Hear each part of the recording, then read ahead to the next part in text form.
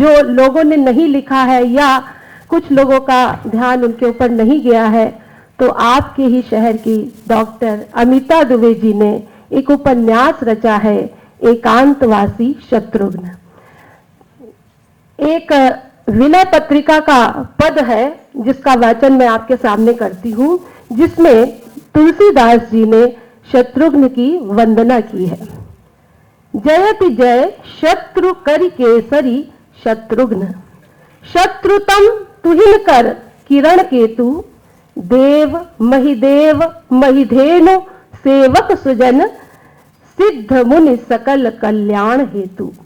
जयति सर्वांग सुंदर सुमिगा सुवन, भुवन विख्यात भरतानुगामी, वर्च चरमासी धन बाण तूणीर, धर शत्रु संकट समय यत प्रणोभी। जयति लवणांबु निधि कुंभ संभव, महादनुज दनुज दुर्दव दुरितहारी, लक्ष्मणानुज भरत राम सीता चरण, रेणुभूषित भाल तिलकधारी। जयति श्रुत कीर्ति वल्लभ सुदुर्लभ सुलभ, नमत नर्मद भुक्ति मुक्ति दाता, दास तुलसी चरण शरण सीदत विभो, पाहि दीनार्थ संताप हाता। शत्रुघ्न की ये वंदना विनय पत्रिका में है, धनाश्री राग में है। जैसा कि आपको पता है कि विनय पत्रिका के सभी गेय पद हैं। तो आइए आज इस पर चर्चा होगी, परिचर्चा होगी हमारी अमिता जी से। लेकिन उससे पहले अंश पाठ के लिए मैं कथा रंग की सदस्य डॉक्टर मालविका त्रिवेदी जी को आमंत्रित करती हूं कि वे इस उपन्यास का अंश पाठ करें। धन्यवाद अपूर्वा। इस उपन्यास का वो अंश है ये जिसमें शत्रुघ्न के चरित्र पर प्रकाश पड़ता है। श्री राम के शुभागमन और राज्याभिषेक के उपरांत अयोध्या नगरी सहित संपूर्ण राज्य में सुख शांति का साम्राज्य हो गया था। एक दिवस चारों भाई, तीनों माताओं, चारों पुत्र वधुओं के साथ आनंद निमग्न होकर परस्पर वार्तालाप कर रहे थे। श्री राम ने भरत की प्रशंसा करते हुए माता को संबोधित कर कहा, माता, मेरी अनुपस्थिति में भरत ने राजकाज कुशलतापूर्वक संपन्न किया। राज्याभिषेक की घोषणा के उपरांत पिताश्री ने राजधर्म निभाने के लिए मुझे तो अनेक गूढ़ रहस्य बताए थे। भरत को तो इस संबंध में कोई ज्ञान नहीं था, परंतु उसने संपूर्ण उत्तरदायित्व का निर्वहन अत्यंत कुशलता से किया। मैं अपने अनुज की कार्य कुशलता की सराहना करता हूं। नहीं भैया, मैंने कुछ नहीं किया। मैं आपको संपूर्ण सत्य विस्तार से बताता हूं। चित्रकूट में आपके दर्शन के उपरांत गुरुजनों, माताओं, सामंतों, अयोध्या वासियों और अनुज शत्रुघ्न के साथ आपकी चरण पादुकाएं लेकर जब अयोध्या लौटा तब मेरी मनोदशा एक उन्मादी की भांति थी। मैंने निश्चय किया कि मैं भी आपकी ही भांति वनवासी का जीवन व्यतीत करूंगा। मैंने नंदीग्राम को अपना निवास बनाया और यह भी प्रतिज्ञा की कि अयोध्या नगरी में मैं अब 14 वर्षों बाद ही आपके साथ ही प्रवेश करूंगा। यह तो हम सभी जानते हैं अनुज, तभी तो मैं तुम्हारी सराहना कर रहा हूं, क्योंकि पिताश्री ने ही कहा था राम राजा को सन्यासी होना चाहिए, परंतु तुम तो वनवासी हो गए थे। राम के मुख पर मधुर मुस्कान थी। भैया, मेरी बात अभी पूर्ण नहीं हुई है। मैं तो ग्लानि रूपी अंधकार की ऐसी गुफा में भटक रहा हूं जहां प्रकाश की कोई किरण नहीं थी। उत्तरदायित्व का बोझ था, परंतु दिशा विहीन मन भटक रहा था। तब हमारे सबसे छोटे भाई शत्रुघ्न ने मेरा मार्ग प्रशस्त किया। भरत ने शत्रुघ्न की ओर स्नेह से देखा। मैंने कैसे भैया? मैं तो आपका अनुचर, आपका अनुगामी, आपका सेवक मात्र हूं। शत्रुघ्न ने संकोच से कहा। तुम नहीं जानते प्रिय अनुज, उस आत्मज्ञानी की ज्वाला में सुलगते हुए तुम्हारे वचन मुझे कितनी शीतलता देते थे। मुझे स्मरण है एक दिन सूर्यदेव को प्रणाम करते देखकर हेलो अनुज शत्रुघ्न हेलो। मेरे पास आया और बोला, भैया कितने दिन हो गए, आपने अन्न जल कुछ भी ग्रहण नहीं किया। यात्रा के मध्य मैं आपसे अनुरोध करता रहा, आपने कुछ नहीं ग्रहण किया। अब कितने दिन बीत गए, मैं प्रतिदिन श्री राम भैया की भांति आपके लिए कंद मूल फल भोजन के निमित्त रखता हूं, परंतु आप तो उसे ग्रहण ही नहीं करते। जल वैसा का वैसा ही रखा रहता है। आप ऐसा करेंगे तब यह राज्य जो हमारे पास श्री राम के धरोहर स्वरूप है, उसकी सुरक्षा कैसे करेंगे, उसकी उन्नति के संबंध में कैसे विचार करेंगे। और सबसे बड़ी बात तो यह है कि आप मुझे असत्यवादी बना रहे हैं। मेरी प्रश्नवाचक दृष्टि को समझते हुए शत्रुघ्न ने कहा था, भैया माता कौशल्या मुझसे प्रतिदिन पूछती हैं, मेरे भरत ने भोजन कर लिया। मुझे असत्य कहना पड़ता है कि हाँ माता, भैया ने भोजन ग्रहण कर लिया। भाभी मांडवी प्रतिदिन कंद मूल फल आदि भेजती हैं और पूछती हैं कि क्या आर्यपुत्र ने भोजन कर लिया, तो मुझे असत्य बोलना पड़ता है। आप भोजन नहीं करेंगे तो राजमहल में कोई भोजन नहीं करेगा। माताओं और कुलवधुओं को कठिन जीवनचर्या का अभ्यास नहीं है, वे कृशकाय हो रही हैं। भैया कृपया शरीर के लिए आवश्यक भोजन को ग्रहण करें, माताओं और कुलवधुओं पर दया करें। उस दिन शत्रुघ्न ने यदि मुझे दायित्व बोध नहीं करवाया होता तो संभवतः मैं आपके सामने इस प्रकार आत्मसम्मान से न खड़ा हो पाता। इसीलिए मैं कहता हूं कि आप मेरी प्रशंसा मत करें भैया, वास्तविक प्रशंसा तो अनुज शत्रुघ्न की होनी चाहिए। और क्या क्या किया हमारे लल्ला रिपुसदन ने, कृपया बताइए भरत भैया। सीता ने अनुराग दिखाया। अरे भाभी मां, मैंने कुछ भी नहीं किया, मैं तो सेवक हूं आप सबका। शत्रुघ्न ने ससंकोच कहा, हाँ हाँ, तुम हमारे सबसे बड़े सेवक हो जो राजमहल में रहकर सेवकाई करते थे। लक्ष्मण ने परिहास किया। नहीं लक्ष्मण, हम तीनों भाई तो वनवास में थे, हमारा वनवास तो सबके संज्ञान में था, परंतु अनुज शत्रुघ्न का वनवास कोई नहीं जान सका। भरत, तनिक विस्तार से बताओ, मेरे प्रिय अनुज जिसे हम सबसे छोटा समझते हैं, उसने और क्या क्या किया? हमारी जिज्ञासा बढ़ती जा रही है। राम ने कहा, भैया जो आप अयोध्या में समृद्धि देख रहे हैं ना, उसमें शत्रुघ्न का ही श्रम निहित है। वह हमारे राज्य में होने वाले सभी कृषि कार्यों का निरीक्षण स्वयं करता था। व्यापारिक प्रतिष्ठानों की व्यवस्था सुचारू रूप से हो रही है अथवा नहीं, इसकी सूचना उसके पास रहती थी। गोवंश की सेवा में यह कटिबद्ध रहता था। राजदूतों की समुचित सेवा सम्मान एवं आदर का भाव रखने वाला हमारा यह अनुज शिक्षण संस्थाओं की व्यवस्था को भी विस्तारित करते हुए गौरवशाली परंपरा और संस्कृति के विकास में निरंतर गतिशील रहा है भैया। यही नहीं, यह प्रतिदिन संपूर्ण राज्य की सुव्यवस्था का संपूर्ण समाचार मुझे विस्तार से बताता। माताओं कुलवधुओं के भोजन की व्यवस्था से निवृत्त होकर यह मेरे समीप आता और मेरे भोजन करने के उपरांत शेष बचे कंदमूल खाकर विश्राम करता। इसके तो विश्राम के क्षण भी बहुत सीमित होते थे भाभी। अच्छा, भैया लक्ष्मण की भांति? सीता ने कहा, नहीं भाभी, मैं कहाँ लक्ष्मण भैया की भांति सौभाग्यशाली हूं। उन्हें तो श्री राम भैया के चरणों की सेवा करने का सौभाग्य प्राप्त हुआ, उनके साथ युद्ध करने का सौभाग्य मिला। मैंने क्या किया? जब से शिक्षा पूर्ण की, कोई भी तो वीरतापूर्ण कार्य नहीं कर सका। शत्रुघ्न के नेत्र झुके हुए थे। शत्रुघ्न, तुम निराश क्यों होते हो? हम चारों भाई अपने अपने स्थान पर दायित्व को पूर्ण कर रहे हैं। हम में से किसी का भी योगदान कम नहीं है। जब भी संसार में राम का स्मरण किया जाएगा, तब लक्ष्मण, भरत और शत्रुघ्न का नाम भी लिया जाएगा। यह कहकर राम ने शत्रुघ्न को हृदय से लगा लिया। माता कौशल्या ने कहा, राम, शत्रुघ्न ने हमारी बहुत सेवा की। वह प्रातःकाल और सायंकाल हमारे समीप अवश्य आता और हमारी आवश्यकताओं की जांच करता। जब हम सभी उदास होते, तुम चारों के बालपन की बातें कर हमारा ध्यान बटा देता और अनायास हमारे मुख पर मुस्कान आ जाती। शत्रुघ्न के कारण ही हम जी सके बेटा राम, अन्यथा तुम तीनों की प्रतीक्षा में हमारी तो आंखें ही पथरा जाती। सुमित्रा ने आंसू पोंछते हुए कहा, मां, शत्रुघ्न भैया के कारण मैं भी यह कठिन समय बिता सकी। उर्मिला ने कहा, भैया ने मुझे चित्र बनाने के लिए प्रेरित किया। मेरे चित्रों को देखकर माताएं भी आनंदित होती थीं और उन चित्रों से आगे की बात निकल पड़ती।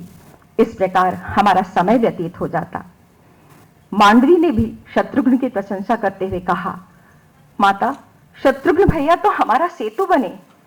जहां कहीं भी निराशा का आधिक्य था, वहां आशा का संचार करते रिपुसदन। हम सभी का आशीर्वाद आपके साथ है छोटे भैया। शत्रुघ्न की प्रशंसा सुन श्रुतिकीर्ति का सिर गर्व से उन्नत हुआ। वो कहना चाहती थी कि सीता जीजी ने यदि वन में रहकर कष्ट उठाए, तो उर्मिला जीजी ने भी पति के वियोग में दुख उठाए। मांडवी जीजी ने भी भरत भैया की भांति वनवासी सम जीवन जिया, परंतु मैंने अपने पति शत्रुघ्न की भांति राजमहल में रहकर भी एकांतवास का निर्वाह किया। परंतु संकोचवश यह बात वो किसी से कह नहीं सकी। माता कौशल्या ने उसकी भावना को जान लिया और कहा, राम, वैसे तो हमारी तीनों बहुओं ने हमारी भरपूर सेवा की, परंतु सबसे अधिक प्रसन्न हम श्रुतिकीर्ति से हैं। लेकिन ऐसा क्यों? सभी ने प्रश्नवाचक दृष्टि से माता की ओर देखा। माता सुमित्रा सस्नेह कहने लगी, देखो, हमें ज्ञात था कि लक्ष्मण वन में है और भरत नंदी ग्राम में, इसलिए उर्मिला और मांडवी हमारे समक्ष प्रसन्न होने का स्वांग करती हैं। वे मन ही मन अत्यंत दुखित हैं। पति वियोग में उनकी क्या स्थिति हो सकती है, यह हमसे अधिक कौन समझ सकता है। परंतु श्रुतिकीर्ति के मुख पर हमने कभी भी उदासी की रेखा नहीं देखी, जबकि सबसे अधिक वह उदास थे। कौशल्या ने कहा, क्यों माता, श्रुतिकीर्ति को क्या कष्ट हो सकता था? सीता ने पूछा। पुत्री, उर्मिला और मांडवी के मुख पर यदा कदा मलिनता का आभास हमने किया। श्रुतिकीर्ति का मन रोता था, उसने कभी कोई भाव अपने मुख पर नहीं आने दिया। जानती हो पुत्री, ये तुम्हारा जो लाडला देवर है ना, तुम्हारा लल्ला, शत्रुघ्न राजमहल में नहीं रहता था। क्या कह रही है माता? तब ये कहां रहता था? राम ने पूछा। ये पगला अपने बड़े भाई भरत की छाया बन नंदीग्राम के पास अयोध्या के मुख्य द्वार के निकट एक शिला पर रात्रि विश्राम करता था। यह नियम पूर्वक दिन में 2 बार हमारे पास आता। उस समय ये उर्मिला और मांडवी से तो कुशल क्षेम पूछता, परंतु अपनी पत्नी श्रुतिकीर्ति की ओर तो दृष्टिपात भी नहीं करता। इस प्रकार इसका पति राजमहल में आते जाते हुए भी वनवासी था, सन्यासी था, और मेरी इस प्रिय पुत्री ने एक बार भी यह प्रश्न नहीं उठाया कि माता, मेरे पति रात्रि विश्राम कहां करते हैं। हाँ माता, श्रुतिकीर्ति नित्य प्रति लल्ला जी की भोजन की थाली सजाती और इनकी प्रतीक्षा करती, परंतु इन्होंने कभी भोजन ग्रहण ही नहीं किया। अयोध्या लौटने पर चारों भाइयों ने एक साथ ही भोजन किया। आप सत्य कहती हैं, श्रुतिकीर्ति ने सबसे अधिक तपस्या की है। उर्मिला की आंखों में अश्रु थे। उर्मिले, दुखी मत हो, तुम चारों बहनों पर विदेहराज जनक और माता सुनैना की छत्र छाया रही है, इसलिए त्याग, तपस्या और सेवा में चारों एक से बढ़कर एक हो, माता कैकेयी ने कहा। और हम चारों भाइयों पर तो परम प्रतापी राजा दशरथ के साथ साथ माता कौशल्या, सुमित्रा और माता कैकेयी की छत्र छाया रही है। माताओं का इसी प्रकार स्नेह, आशीर्वाद हमें प्राप्त होता रहे और हम सभी भाई पत्नियों सहित उनको आनंदित करते रहें, बस यही अभिलाषा है। यह कहकर राम ने मानो सभी वार्ताओं पर विराम लगा दिया था। यह था उपन्यास का एक अंश, और अब मैं मंच पर आमंत्रित करती हूँ इस उपन्यास की लेखिका डॉक्टर अमिता दुबे से बातचीत करने के लिए, और साथ ही साथ आमंत्रित करती हूँ कथारंग की हमारी सदस्य डॉक्टर अपूर्वा अवस्थी, जो उनसे बात करेंगी, इस उपन्यास पर चर्चा करेंगी। धन्यवाद।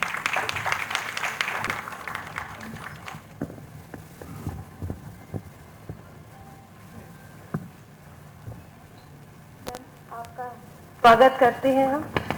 आपने जो उपन्यास लिखा है एकांतवासी शत्रुघ्न, तो रामचरितमानस में गोस्वामी तुलसीदास जी ने रिपुसूदन पद कमल नमामि सीर सुशील भरत अनुगामी, बस यहीं पर बात समाप्त की थी। लेकिन जब मैंने यह उपन्यास पढ़ा तो उसमें एक के बाद एक शत्रुघ्न के चरित्र की, उनकी राज्य, उनकी उत्सव धर्मिता की बात आई है। तो मैं सबसे पहले आपसे ये पूछना चाहती हूँ कि राम कथा में अनेक पात्र हैं जी, राम, सीता, लक्ष्मण, भरत, लेकिन आपका ध्यान शत्रुघ्न के ऊपर कैसे गया और लीक से हटकर आपने एक ऐसे पात्र को चुना, और ये उपन्यास आपने कब लिखा? बहुत बहुत धन्यवाद। मैं पहले कथा रंग उत्सव में मुझे सम्मिलित करने के लिए मैं पूरे परिवार को बहुत बहुत शुभकामनाएं देती हूँ और धन्यवाद देती हूँ, और साथ ही मेरे इस राम कथा पर केंद्रित उपन्यास एकांतवासी शत्रुघ्न का पाठ करने के लिए मालविका त्रिवेदी जी को और पूरी उनकी टीम को बहुत बहुत शुभकामनाएं और धन्यवाद देती हूँ। अपूर्वा जी, आपने जैसे पूछा कि राम कथा में अनेक पात्र हैं और मेरा ध्यान शत्रुघ्न जी पर कैसे गया, तो मेरा इस ओर ध्यान बहुत दिनों से, मेरे मन में एक विचार था कि एक ही नवमी तिथि को जन्मे चारों भाई राम, लक्ष्मण, भरत और शत्रुघ्न। तो राम का चरित्र तो हमारे नायकत्व का चरित्र है, उसे राम कथा के रूप में गढ़ा ही इसी प्रकार गया है कि वे भारतीय मनीषा का प्रतिनिधित्व करें। लक्ष्मण उनके अनुयायी हैं और अनेक स्थलों में उनके साथ रहते हैं, उनकी परछाई बन के रहते हैं, तो उनका चरित्र भी बहुत मुखर हुआ। भरत को एक भाई के रूप में, एक अनुयायी के रूप में, एक राम भक्त के रूप में चित्रित किया गया। लेकिन शत्रुघ्न के चरित्र में केवल मैंने इस संदर्भ में रामायण की भी कुछ अंशों को पढ़ा, बल्कि उसका एक अनुवाद भी पूरा मैंने पढ़ा। उसमें भी कुछ ही श्लोक मिले जिस पर शत्रुघ्न जी के बारे में बात की गई, और शत्रुघ्न जी का चरित्र उत्तर रामायण में मुखरित होता है जब वे रामराज की स्थापना के बाद रामराज के विस्तार के लिए उनका, और उस समय जो विभिन्न प्रकार की गतिविधियां, जो अनैतिक गतिविधियां कही जा सकती हैं, उन पर नियंत्रण करने के लिए शत्रुघ्न जी को के चरित्र का विकास हुआ। लेकिन मेरे मन में एक बात बहुत दिनों से थी कि वो 14 वर्ष जब राम और लक्ष्मण वन में थे, भरत जी नंदी ग्राम में थे, तब उन 14 वर्षों में शत्रुघ्न क्या कर रहे थे। तो इसको खोजने के लिए मैंने बहुत सारे रामायण से संबंधित ग्रंथों को देखा, अनेक कुछ पुस्तकों का उल्लेख मैंने किया भी है कि उन ग्रंथों का वाचन किया, मैंने पढ़ा भी, और कई विद्वानों से चर्चा भी हुई, परंतु इस मेरे प्रश्न का उत्तर मुझे बहुत संतोषजनक उत्तर नहीं मिला। तब मेरा कथाकार मन उस चरित्र को आप सबके सामने प्रस्तुत करने के लिए उत्सुक हुआ, और वो संयोग ऐसा आया जब हम सब एकांतवास में थे, कोरोना काल, और अचानक से लॉकडाउन, और मेरे जीवन साथी आलोक जी की स्वास्थ्य विभाग की सेवाएं, और वो हम सब पहले तो छुट्टियां मनाने के उसमें थे, कोई कहीं उत्सव जैसा माहौल हो रहा था, कोई खाना बना रहा है, कोई कुछ कर रहा है, कोई रेसिपीज बना रहा है। लेकिन मेरे घर में आलोक जी सुबह जाते थे और उनकी कोरोना में ड्यूटी थी, और तो वो जब तक वो लौट के नहीं आते थे तब तक मेरे मन में बहुत उथल पुथल रहती थी। और उस उथल पुथल को सहारा देने के लिए मुझे राम कथा में आधार मिला, और उस आधार में उनका ये सबका एकांतवास है, मेरे पिता का एकांतवास, मेरा एकांतवास, हम सबका एकांतवास, जिसे कि हम लोगों ने उसे सोशल डिस्टेंसिंग नाम दिया था। मेरे शब्दों में अगर उसको कहें तो एकांतवास ही था, जो हम सब एक दूसरे से दूर रह के कर रहे थे। और कभी कभी तो स्थितियां ऐसी थी कि एक ही घर में अलग अलग कमरों में लोग रह के एकांतवासी हो रहे थे। तो ये एकांतवासी शत्रुघ्न उस कोरोना काल के समय जन्मा। और आपने एक पंक्ति भी लिखी है, दीन दयाल विरध संभारी, हरहु नाथ मम संकट भारी। और इसके बाद ही आपको यह उपन्यास लिखने की प्रेरणा मिली राम की कृपा से। तो यह उपन्यास मैंने पढ़ा, तो यह उपन्यास संवाद शैली में है जी। इसमें एक दादी है और उनका पोता है अतुल्य जी, जिनके बीच से या संवाद से शुरू होता है उपन्यास और समाप्त भी होता है। तो ये आप बताइए कि संवाद शैली में उपन्यास लिखने का आपका क्या उद्देश्य है? हाँ, मैंने बहुत सारे ग्रंथों का मुझे सौभाग्य है कि मुझे पढ़ने का अवसर मिला। तो मैंने देखा है अनेक बार कि जब हम पौराणिक या पारंपरिक रचनाओं के संबंध में कुछ लिखते हैं तो हमारी भाषा बड़ी चुनौतीपूर्ण हो जाती है, क्योंकि अगर हम राम कथा के प्रसंगों में जाते हैं तो हमें राम कथा के अनुसार अपनी भाषा को बदलना पड़ता है, और वो भाषा आज की भाषा से भिन्न होती है।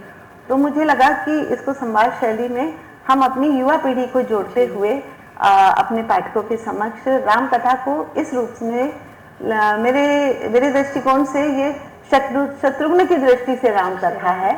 इसमें श्री राम जी का तो कृपा है ही, और उसके साथ साथ संपूर्ण चरित्रों को शत्रुघ्न जी की दृष्टिकोण से देखने का मैंने प्रयास किया। तो इसमें आपने लोक भाषा के शब्द जैसे लल्ला ये भी प्रयोग किए हैं जी। तो ऐसा नहीं है कि वह भाषा आपकी बहुत ही मधुर है और बहुत ही सहज है।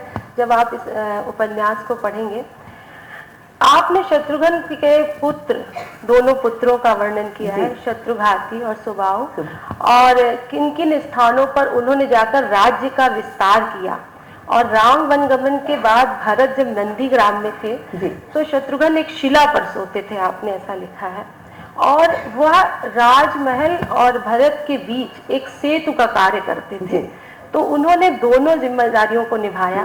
तो कहीं ना कहीं आपका उद्देश्य ये हमें एक संदेश भी देने का है कि अगर कोई वनवासी है या कोई अपने कर्तव्य को थोड़े दिन के लिए हटता है तो हमें भी राज्य और उसके बीच में एक माध्यम बनना चाहिए। जी, इसमें भी हम सभी जानते हैं कि अयोध्या अविजित है। उस पर अयोध्या में सीधे सीधे कोई युद्ध नहीं हुए। और वो क्यों नहीं हुए? जब जिस राज्य के राजा का देहावसान हो जाता है, उसका युवराज जिसको घोषित होता है वो वन को चला जाता है, और जिसको युवराज बनाया जाता है वो नंदीग्राम में सन्यासी का जीवन जी रहा है। तो ऐसे में अयोध्या की ओर दुष्टों का या शत्रुओं का दृष्टिपात क्यों नहीं हुआ? जबकि उस समय राक्षसों का आतंक चारों ओर फैला हुआ था। तो मेरा दृढ़ विश्वास है कि वो शत्रुघ्न के कारण ही नहीं हो पाया, किसी की दृष्टि अयोध्या पर नहीं पड़ी, और अयोध्या अविजित है, और अयोध्या आज तक अविजित है।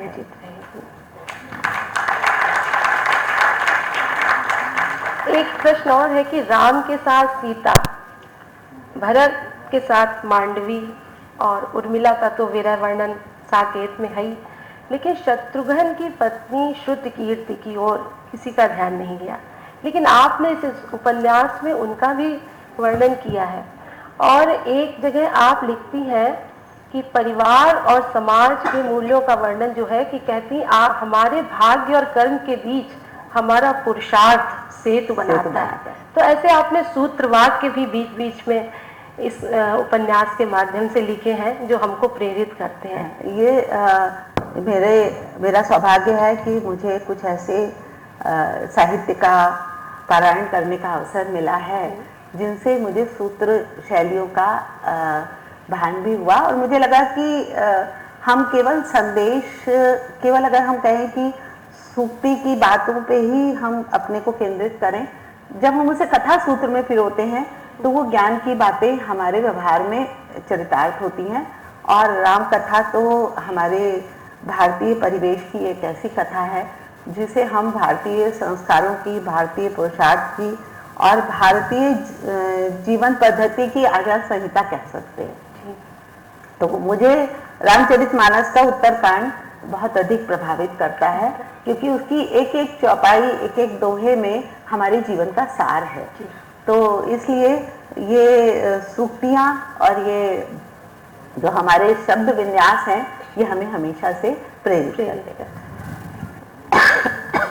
एक बात मेरे मन में आई थी, इस उपन्यास का अंतिम भाग जो है वहाँ पर लक्ष्मण कुछ लोगों से बात सुनते हैं कि हमारी अयोध्या में कोई उत्साह नहीं है, हमारे अयोध्यावासी कोई इस समय उत्साह नहीं रह गया। जब राम वन चले गए फिर उन्होंने वनवास झेला, उसके बाद सीता का परित्याग हुआ तब वनवास झेला।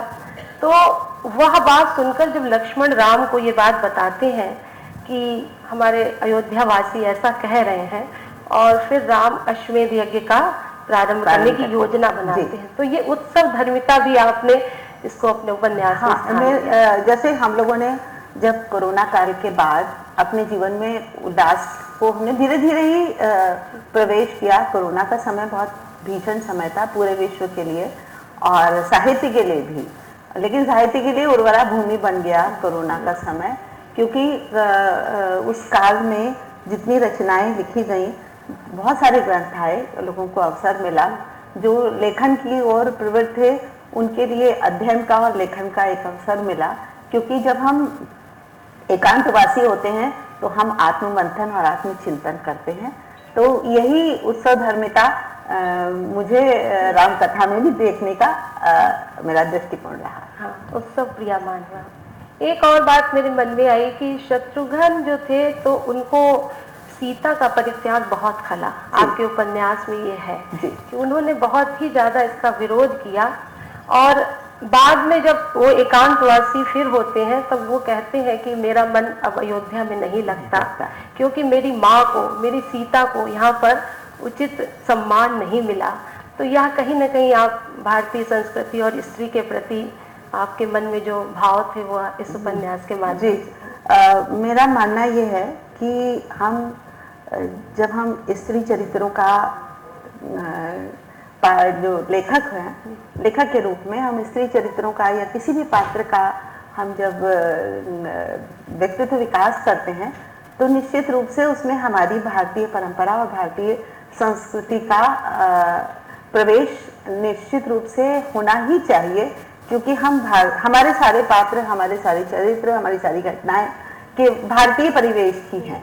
तो जब एक परिवार में अगर विघटन होता है, एक परिवार में किसी का बिछुड़ना होता है, चाहे वो अनंत काल के लिए किसी का बिछुड़ना हो और चाहे किसी विशेष कारण से हो, तो निश्चित रूप से उसका प्रभाव सब पर पड़ता है। तो वही एकांतवास शत्रुघ्न के मन में भी आया, जो एकांतवास या वनवास सीता जी के उसमें था, और वही एकांतवास और वही भाव रामचंद्र जी के मन में आया। हाँ, तीनों का एकांतवास। और एक बात और मैं कहना चाहती हूँ कि इस उपन्यास को लिखते हुए मुझे एक बात में और मेरा ध्यान आकृष्ट हुआ कि राम जी और सीता जी तो वन में होते हुए भी उन्होंने एक प्रकार से संयम का पालन किया। लक्ष्मण और उर्मिला तो अलग अलग रह भी रहे थे, और मांडवी और भरत जी भी अलग अलग थे, लेकिन श्रुतिकीर्ति और शत्रुघ्न तो साथ में थे। लेकिन जब हमारी राम कथा में पुत्रों का उनके जीवन में होता है तो पहले राम जी के पुत्र होते हैं, फिर लक्ष्मण जी के, फिर भरत जी के और फिर शत्रुघ्न के। तो यही इसी क्रम में कि वो सभी जिस एक जो पारिवारिक पृष्ठभूमि है, जो उसको संयुक्त परिवार की पृष्ठभूमि कहते हैं, तो उसमें केवल एक का दुख नहीं है, एक का दुख नहीं है, एक का एकांत नहीं है, एक का एकांतवास नहीं है, सबका एकांतवास है। और इस शत्रुघ्न के एकांतवास में केवल उनका नहीं, पूरे समाज का एकांतवास है। बहुत बहुत धन्यवाद। और आपका अभी इसका अनुवाद आपने बताया है कि तेलुगु भाषा जी, में हुआ है, इसका मैं आज इसके लिए मैं आपको बहुत बधाई देती हूँ। धन्यवाद। मैं मेरे लिए ईश्वर की बहुत बड़ी कृपा है, राम जी की ही कृपा है कि इस नवरात्र के पावन दिन पर मुझे ये शुभ संदेश मिला कि हैदराबाद की प्रोफेसर वसंता जी ने इस एकांतवासी शत्रुघ्न का तेलुगु भाषा में अनुवाद किया है और इसका अनुवाद प्रकाशन की प्रक्रिया में आ गया है। इसकी मतलब टाइपिंग हो चुकी है तेलुगु भाषा में। और मेरे पास सुमन रुद्रा झला जी का भी एक संदेश आया था कि उन्होंने इसकी भूमिका लिखी है। इसका मतलब ये मुद्रण की प्रक्रिया में भी आ गया है। ये मेरे लिए बहुत सौभाग्य की बात है कि मेरा एकांत, शत्रुघ्न जी का एकांत और तेलुगु भाषी एकांतवास भी हो जाएगा। बहुत बहुत धन्यवाद आपसे बात करने। बहुत बहुत धन्यवाद और पुनः बहुत बहुत शुभकामनाएं कथा रंग के इस उत्सव के लिए। इस उत्सव से हम सब इसी प्रकार जुड़े रहें, संयुक्त रहें और उत्सव मनाते रहें। जय श्री राम। जय श्री राम।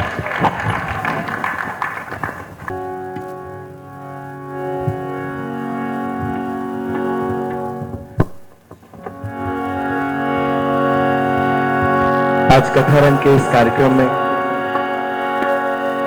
आए हुए सभी श्रोताओं को मेरा सादर नमस्कार। मैं कथा रंग की पूरी टीम का, कथा रंग की अध्यक्षा आदरणीय नूतन वशिष्ठ जी, अनुपमा जी, पूरी टीम का बहुत आभार व्यक्त करता हूं कि आज मुझे इस कार्यक्रम में प्रस्तुति देने का अवसर प्राप्त हो रहा है। मेरे गुरु जी, जिनसे मैं शास्त्रीय संगीत की शिक्षा प्राप्त कर रहा हूं, पंडित राहुल अवस्थी जी हमारे मध्य बैठे हैं। उन्हें मैं सादर नमस्कार करता हूं और उनसे आशीर्वाद की कामना करता हूं। और सुविख्यात गायिका पद्मश्री मालिनी अवस्थी जी हैं यहाँ पर। मैम, आपको सुनकर तो सीखा ही है, लेकिन आपको देखकर बहुत कुछ सीखा है। यदि कोई त्रुटि हो तो क्षमा करिएगा।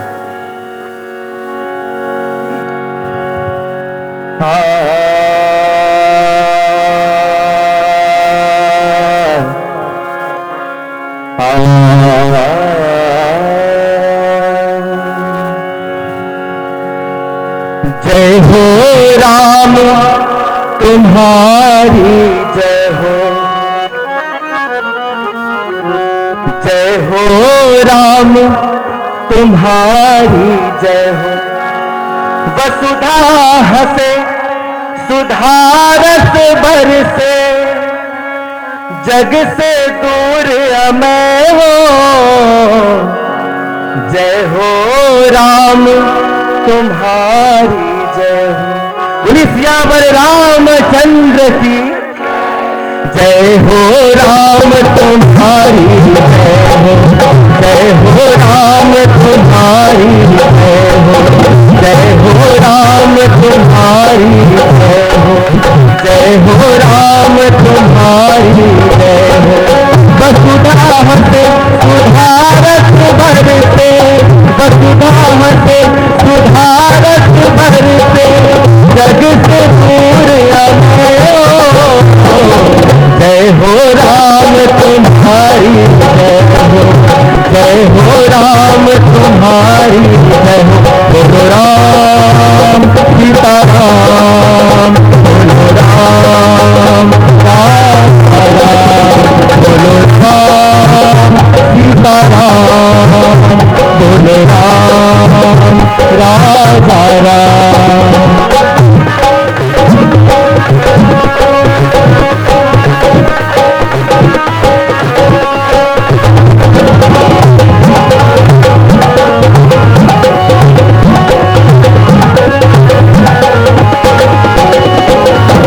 तेरी शक्ति हितकारी, इसीलिए रावण पर भारी। राम राम राम सीता राम राम राम, राम राम राम सीता राम राम राम।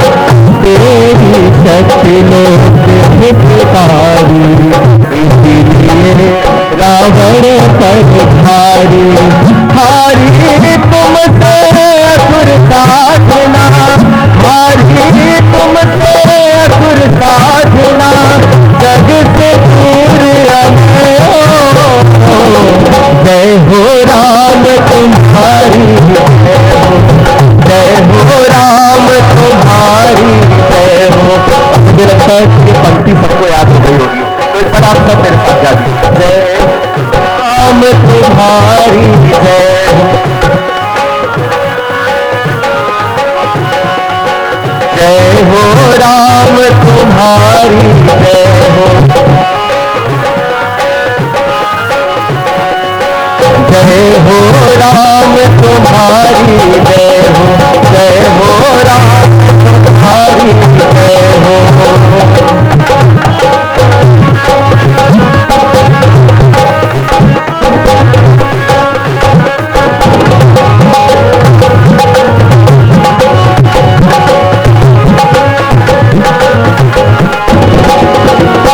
सात्विक तेरी समर साधना, समर एक है महाराजना। राम राम राम सीता राम राम राम, राम राम राम सीता राम राम राम। सात्विक तेरी समर साधना, समर एक है महाराजना। है अशांति पीड़ित जगती के, है अशांति पीड़ित जगती के, वसुधा फिर निर्भय हो। जय हो राम तुम्हारी जय हो, जय हो राम तुम्हारी जय हो। वसुधा हसे सुधारत बरसे, वसुधा हसे सुधारत बरसे, जग से दूर अमर हो।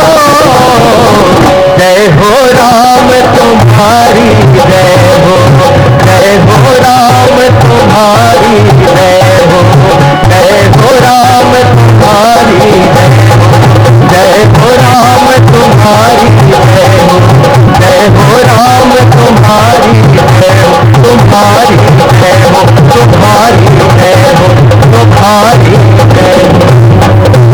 बहुत बहुत धन्यवाद। बोलिए सियावर रामचंद्र की।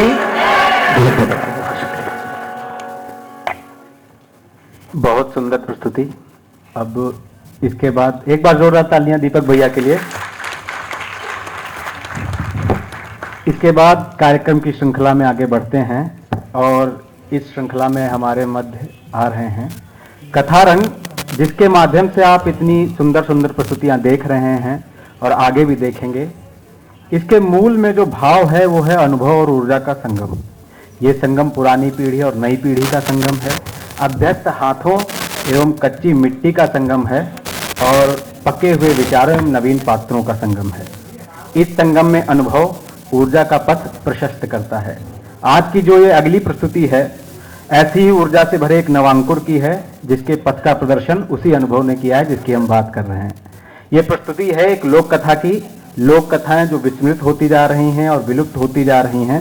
नई पीढ़ी के बच्चे तो शायद इनसे परिचित भी नहीं हैं, इसलिए कथारंग ने आज के इस कार्यक्रम में ये पहल की है और एक नवांकुर के माध्यम से पहल की है जिनका नाम है आद्विक शुक्ला, और जो लेकर आ रहे हैं कहानी पंडित जी और सात भूत। बहुत बहुत स्वागत है।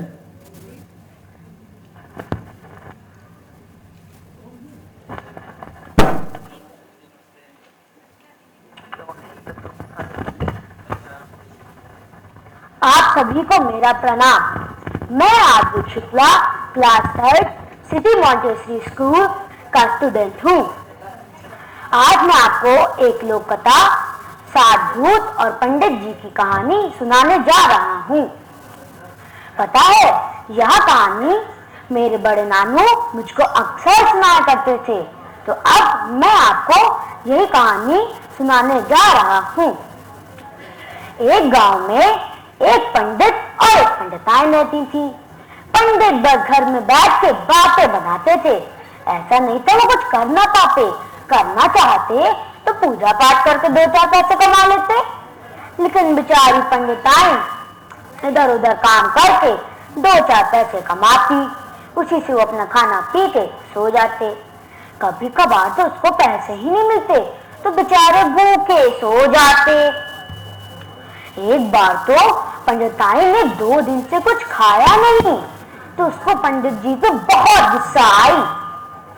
वो पंडित जी के पास गई और बोली, तुम क्या करते रहते हो, बस घर पे बैठे रहते हो, जाओ कुछ काम करो। तो पंडित जी करते तो करते क्या, उनकी मजबूरी थी। बोले ठीक है, तुम हमको कुछ खाने के लिए दे दो।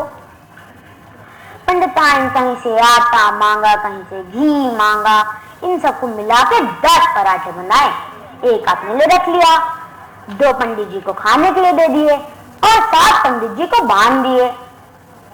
और जब वो लोटा दे रही थी उसने बोला, कहीं बाग मिले तो पेड़ की छांव के नीचे बैठ के खा लेना, और कुआं मिले तो वहां से पानी ले लेना। पंडित जी चल पड़े। चलते चलते देर हो गई, उनको भूख भी लगने लगी। उनको एक बाग दिखा जिसमें कुआं दिखा। वो कुएं के पास गए और पानी निकाल लिया और फिर वहीं खाने बैठ गए। उन्होंने सोचा भूख तो लगी है, सारे खा जाओ कि कल के लिए भी बचा लूं। फिर वो बोले, 1 खाओ कि 2 खाओ कि 3 खाओ कि 4 खाओ कि 7 खा जाओ। भैया कुएं के अंदर रहते थे 7 भूत।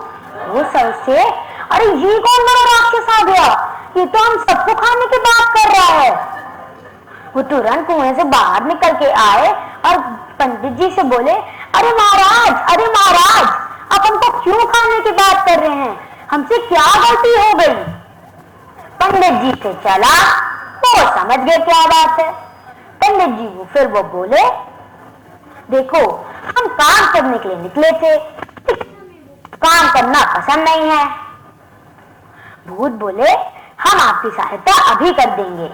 उन्होंने एक कटोरा दिया और एक कठपुतला दिया और बोले, इस कटोरे से बोलना 56 प्रकार के व्यंजन प्राप्त हो, बहुत सारे व्यंजन प्राप्त हो जाएंगे।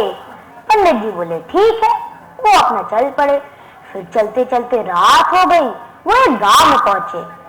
उस गांव में किसी ने उनको नहीं रुकने दिया। बेचारे फिर चलते गए। फिर एक घर मिला जिसमें कुछ लोग बाहर खड़े थे। पंडित जी सोचे इनको लालच देना पड़ेगा। पंडित जी गए और उनके सामने बोले, क्या हम आपके वहां एक रात रुक सकते हैं, हम आपको बहुत सारे व्यंजन खिलाएंगे। वो लोग थे लालची। वो बोले, अरे हाँ बिल्कुल ठीक है, आओ भाई आओ, क्या बात है। पंडित जी को उन्होंने रुकने दे दिया। थोड़ी देर आराम की पंडित जी ने, क्योंकि सुबह के जो थके थे। पंडित जी बोले, जाओ आंगन लीप दो। उन्होंने आंगन लीप दिया। पंडित जी ने अपना कटोरा रखा और बोले, 56 प्रकार के व्यंजन प्राप्त हो। तो भैया कहीं समोसा, कचौड़ी, पूरी, आलू, खस्ता और भी बहुत कुछ आ गया। उन लोगों ने खाया और फिर अपने पंडित जी ने अपने कठपुतले से बोला, जाओ तुम सारा काम कर दो। कठपुतले ने सारा काम कर दिया और पंडित जी सो गए। उन लोगों ने सोचा, ये तो बड़ी काम की चीज है, एक काम करते हैं, इसका नकली बनवा लेते हैं, असली हम लोग रख लेंगे, नकली इनके झोले में डाल देंगे। पंडित जी वो लोग पड़ोस में गए और उसका नकली बनवा लाए। असली अपने पास रख लिया और नकली पंडित जी के झोले में डाल दिया। बेचारे पंडित जी को कुछ नहीं पता चला। वो सुबह उठे और अपना झोला लेके चल पड़े। पंडिताई ने पंडित जी को आते हुए देखा तो पंडिताई गुस्सा होकर बोली, तुम एक रात में क्या कर लिया तुमने। पंडित जी बोले, अरे देखो तो, रुको तो, हम बहुत बढ़िया चीज लाए हैं। पंडित जी ने अपना कटोरा रखा और बोले, 56 प्रकार के व्यंजन प्राप्त हो। कुछ नहीं हुआ। क्योंकि कटोरा तो नकली था, असली तो था ही नहीं। फिर उन्होंने अपने कठपुतले से कहा, जाओ सारा काम कर दो।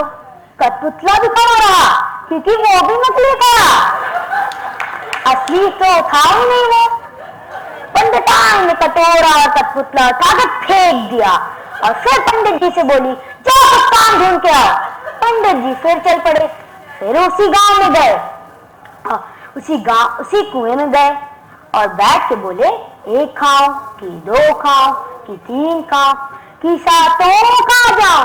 फिर भैया भूत बाहर निकल के आए और बोले, अरे महाराज अब क्या हुआ? पंडित जी गुस्से में होके बोले, तुम्हारा कटोरा कठपुतला किसी काम का नहीं है। भूत बोले, अरे आपका असली सामान तो किसी ने चुरा लिया, हम तो तुम्हें होशियार समझते थे, तुम तो भोंदू निकले। फिर भूत बोले, चलो कोई बात नहीं। उन्होंने एक डंडा दिया और रस्सी पंडित जी को दे दी और बोले, बोलना कान छोड़ कंटटी, तुम्हारा सारा सामान भी वापस आ जाएगा और फिर मजे देखना। पंडित जी उसी गांव के उसी घर में गए और घंटी बजाई। उन लोगों ने दरवाजा खोला और खुश होके बोले, अरे पंडित आप क्या लाए हो, आप क्या लाए हो, बताओ बताओ। पंडित जी बोले, बहुत बढ़िया चीज लाए हैं। तो वो लोग बोले, अरे जल्दी अंदर आओ, जल्दी अंदर आओ। पंडित जी अपना अंदर गए, हाथ पांव दबाए, खाना पीना खाया। फिर वो लोग बोले, अरे भाई अब तो दिखाओ पंडित। पंडित जी बोले, सब लोग आंगन में इकट्ठा हो जाओ। सब लोग आंगन में इकट्ठा हो गए। पंडित जी ने अपना डंडा और रस्सी निकाल के बोली, कान छोड़ कनपटी। रस्सी ने सबको बांधा और डंडा दे दनादन, ये मारा वो मारा। वो लोग रोने लगे, अरे पंडित माफ करो माफ करो माफ करो। पंडित जी बोले, हमारा सारा सामान चोरी करते हो? उन लोगों ने बोला, हम आपका सारा सामान वापस कर देंगे, पहले डंडा छुड़ाओ, डंडा छुड़ाओ। फिर पंडित जी ने डंडा छुड़ा दिया। उन्होंने उनको सारा पंडित जी का सामान वापस किया और पंडित जी चल पड़े। फिर पंडित नारायण ने देखा पंडित को आते हुए, वो चिल्ला के फिर से बोली, तुम एक रात में क्या कर लाते हो? आप पंडित जी बोले, अरे यार हम बहुत अच्छी चीज लाए हैं। उन्होंने अपना कटोरा रखा। फिर वो बोले, ऐसी बात नहीं है, हम तुमको बहुत चाहते हैं, लेकिन अब तुम तो हमको हमारे ही घर से निकाले दे रही हो। पंडित जी अपने अपना कटोरा रखा और बोले, 56 प्रकार के व्यंजन प्राप्त हो।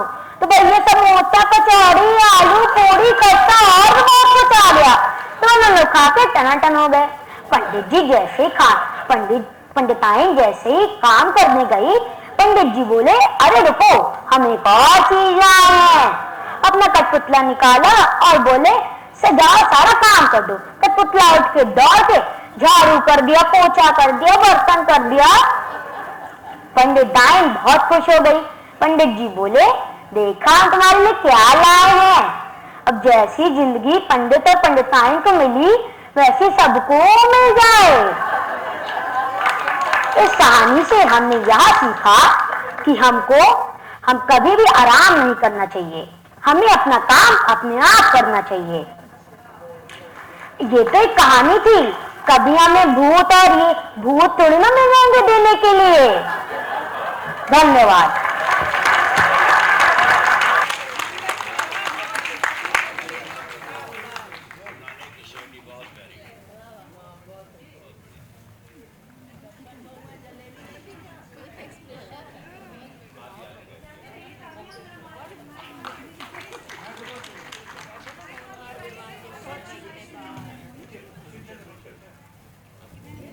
हाँ जी, तो इतना छोटा बच्चा और इतनी बढ़िया कहानी, तालियां बहुत ज्यादा होनी चाहिए थी। अच्छा, अभी तक जितनी भी कंजूसी करी है सब बजा डालिए, क्योंकि अब अगला कार्य